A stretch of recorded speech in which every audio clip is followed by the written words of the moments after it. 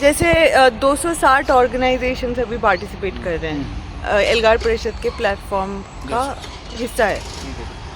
तो इतने सारे डिफरेंट ऑर्गेनाइजेशंस के अलग अलग आइडियोलॉजीज़ है, अलग अलग तरीके हैं किसी भी इशू को रिजॉल्व करने का।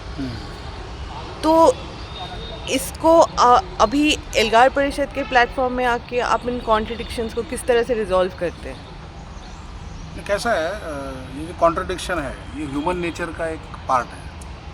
तो ये हमेशा से ही अलग अलग संगठनों में इसका प्रॉब्लम रहा है। उस वजह से कई संगठन बड़े होने के बाद टूट भी गए, लेकिन वो उस पार्ट को हम एक्सेप्ट करके ही ये सारी चीज़ें हमको आगे बढ़ानी पड़ेगी। इसको लेकर जब सोचा गया है तो फिर इसका कुछ सोल्यूशन निकलना चाहिए।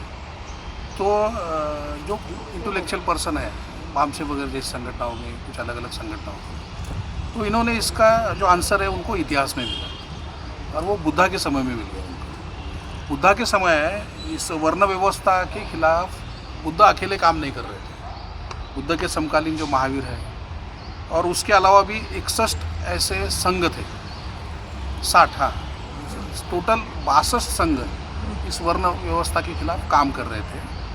लेकिन अलग अलग काम करने की वजह से ये व्यवस्था ख़त्म नहीं होगी, ये बात बुद्धा को समझ में आ गई उनको। इकट्ठा होकर ही इस व्यवस्था पे हमला करना पड़ेगा। लेकिन बुद्धा इस बात को भी जानते थे कि ह्यूमन नेचर के मद्देनज़र ये लोग इकट्ठा नहीं आने वाले, मतलब एक नहीं होने वाले, लेकिन इनको एक साथ बिठा करके बात हो सकती है। तो बुद्धा ने वही किया उस समय। उन्होंने इन 62 संघ का एक कोऑर्डिनेशन किया और एक एजेंडा बनाया और उन लोगों को कहा कि हम लोग इस एजेंडे पे काम करते हैं, आप आपके संघ से करिए, मैं मेरे संघ से करता हूँ। फिर उस समय की मतलब वो जो फार्मूला था बुद्धा का वो काम कर गया और दुनिया की पहली सामाजिक क्रांति इस देश में हुई। तो ये जब इतिहास में इसका रेफरेंस मिला तो फिर अभी उसको हम प्रेजेंट में इसको हम कैसा इस्तेमाल कर सकते हैं, इसको लेकर डिस्कशन हुआ।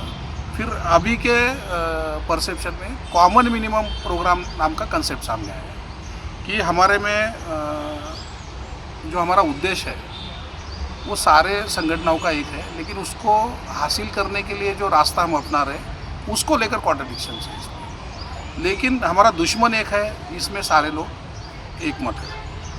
तो उस दुश्मन को जड़ से उखाड़ने के लिए हम उस मुद्दे पे तो इकट्ठा होकर एक कॉमन मिनिमम प्रोग्राम बना सकते हैं। ऐसा एक कंसेप्ट बनाया गया और जिसको फिर लोगों में लेके गए, अलग अलग संगठनों से इसको लेकर डिस्कशन हुए लंबे लंबे।